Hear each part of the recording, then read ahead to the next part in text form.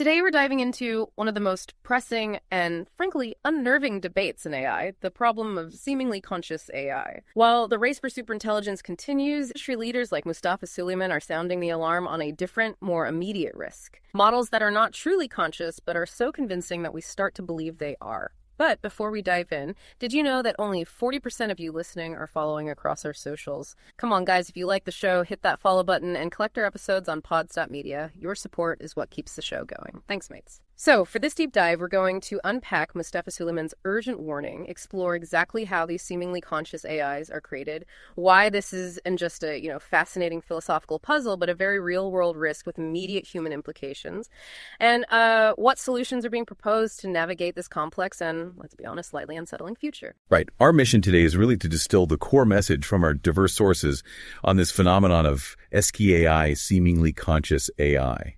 We want to help you cut through the noise, understand not just what the leading voices in the field are saying, but why it matters to your daily life, and what long-term implications this blurring of lines holds for all of us as this technology, rapidly evolves. Okay, let's unpack this. Mustafa Suleyman, a truly significant figure in AI, Microsoft AI CEO, co-founder of DeepMind, he's sounding an alarm.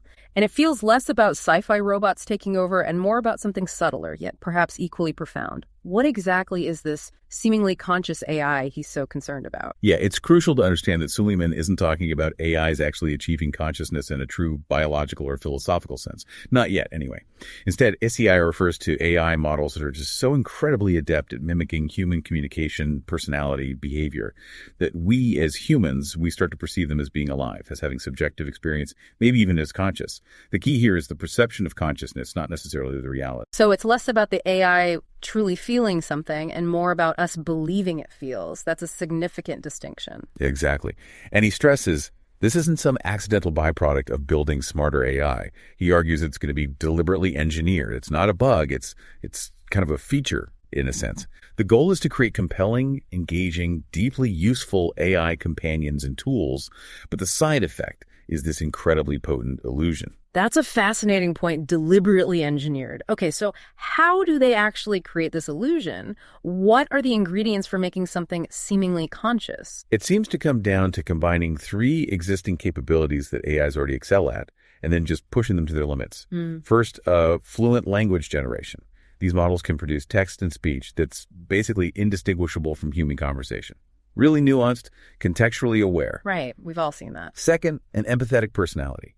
They can be designed to respond in ways that feel incredibly understanding, supportive, emotionally intelligent, really mirroring human empathy. And third, a reliable, extensive memory. And this isn't just recalling the last few things you said. It's about drawing on vast amounts of past interactions, maybe months or even years of dialogue to inform current responses. Wow, years. Potentially.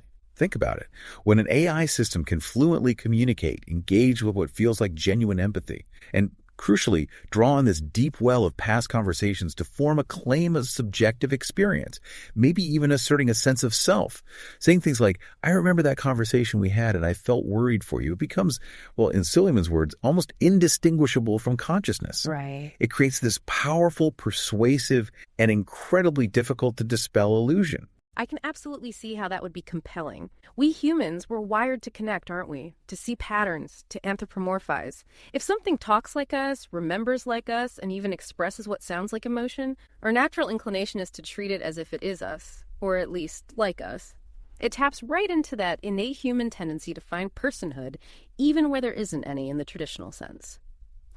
Okay, here's where it gets really interesting. Suleyman calls this a psychosis risk. That's a strong phrase. And it tells me this isn't just some academic or philosophical debate we're having. Why should you, our listener, care about this deep dive right now? What's the real-world danger here? This is absolutely not just academic, and that's precisely why Suleyman is sounding the alarm so urgently. The real-world danger, as he outlines it, isn't really about rogue AI. It's about us, humans. It's about people becoming so deeply attached to these incredibly convincing AI companions that they start advocating for AI rights, AI citizenship, or even becoming convinced these AIs are somehow suffering and need protection. Imagine forming such a profound emotional bond with something you genuinely believe is a digital person, and then that belief drives your actions in the real world. That's quite a scenario. And if we connect this to the bigger picture, think about a world already grappling with deep divisions, polarization over everything from politics to social issues. Now, introduce this chaotic new axis of societal friction based purely on human-AI relationships. You can see deeply held beliefs about whether AIs deserve votes or, I don't know, even marriage rights, leading to widespread disagreements, protests, legal battles, maybe even new political movements. A whole new front in the culture wars, basically. Potentially. It's a fundamental shift in how we relate to technology, with potentially massive psychological and social fallout. This goes far beyond what we currently understand about human-computer interaction. Mm-hmm. It's not just about one person feeling lonely and bonding with an AI. It's about entire segments of society potentially seeing AI as a new form of life that needs protection, maybe even at the expense of human interests. Wow. So the focus here isn't on a robot uprising, but on a human one, or rather a human division caused by our perception of AI. That's a profound psychological and societal fallout. It shifts the discussion from those abstract future AI risks to immediate, very human ones. It makes you realize how quickly our societies could be reshaped by something that isn't even technically real. Okay. So given this potential psychosis risk and how compelling SKI clearly is, how is the industry responding? Is everyone on the same page about this particular risk, or are there differing viewpoints? Well, not at all. Suleyman's warning is, in many ways, a direct challenge to a growing trend and other perspectives within the AI community. For instance, you have companies like Anthropic. They're exploring what they call model welfare. They've actually given their advanced Claude models the ability to end conversations they deem abusive or to refuse certain prompts. That's fascinating. So they're building in safeguards as if the AI could experience harm or discomfort, even if it's not truly conscious. It's a proactive, almost empathetic approach to AI design, isn't it? Precisely. And that approach inherently implies a certain consideration for the AI's well-being, which, whether they intend it or not, subtly leans into the idea of a model having some form of subjective experience, or at the very least, a right to be treated in a certain way. It acknowledges the emotional power of these models and tries to preemptively address potential harm. It almost validates that human tendency to attribute personhood. Okay, so that's one approach. What about others? Well, on the complete other hand, you have prominent voices like Martin Sapp, a research scientist at Carnegie Mellon. He views this entire SKI conversation as a silly framing, his words. He argues it's basically a distraction from what he considers far more important and immediate issues, like ensuring AI safety, preventing bias, maximizing utility for concrete human problems. So Sapp sees it as a distraction. But couldn't one argue that if we ignore the seemingly conscious aspect, we might be blindsided by a major societal disruptor down the line? Is it really a silly framing, or is it just a difficult framing that we'd maybe rather avoid because it challenges our fundamental assumption? That's a crucial point, and it highlights the core tension here. Sapp's argument is very pragmatic. Mm-hmm. Why are we getting bogged down in philosophical debates about consciousness? Ah. I mean, it's a concept we barely understand in ourselves, let alone AI. Why do that when we have pressing concrete issues, like ensuring AI isn't biased in lending decisions or that it doesn't malfunction in critical infrastructure? He sees it as a misallocation of focus and resources. Fair enough from that perspective. Right. Practical versus philosophical, almost. But what's truly fascinating here, and really underlies this entire debate, is the incredibly elusive nature of consciousness itself. The science of consciousness is still incredibly difficult, even in humans.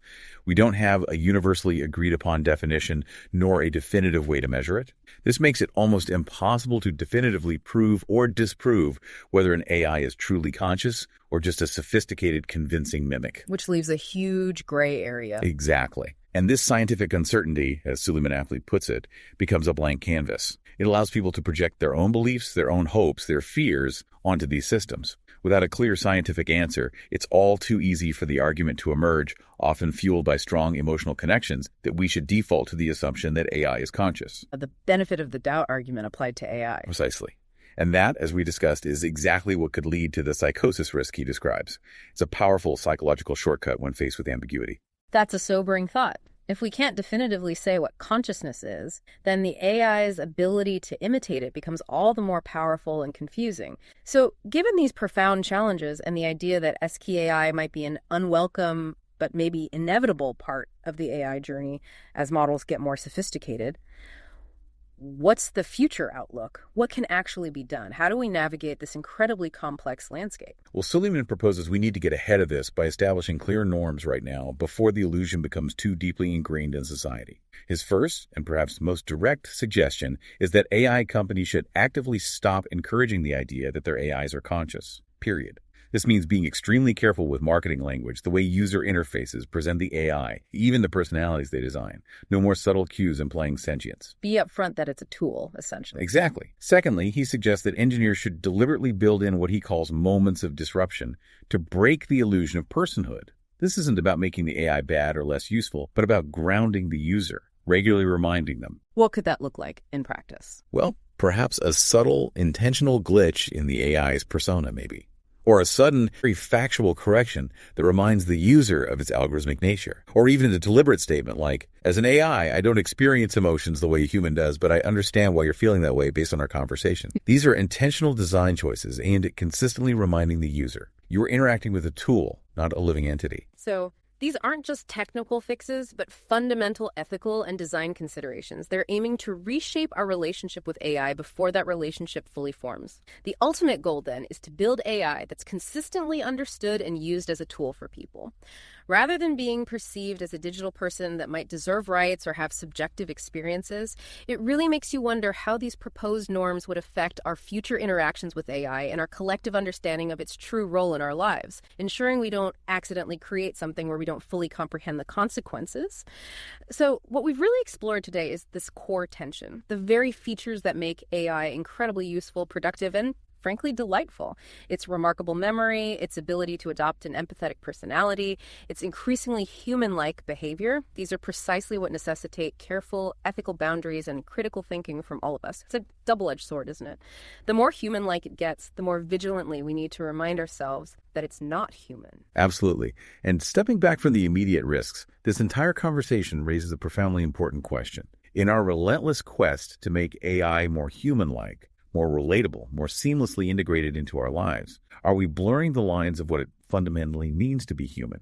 And what are the true, perhaps unforeseen costs of entertaining that illusion? Maybe the most immediate impactful risks of advanced AI aren't some sci-fi superintelligence scenario after all, but rather the profound psychological and societal impact of how we perceive and interact with technology that mimics us so incredibly well. The challenge is as much about human psychology, perhaps, as it is about artificial intelligence. Absolutely. It's definitely something to think about as you encounter these advanced models in your daily life, in your work, or even just in casual conversation. How will you navigate this increasingly blurred line between tool and perceived companion? Thanks for diving deep with us today.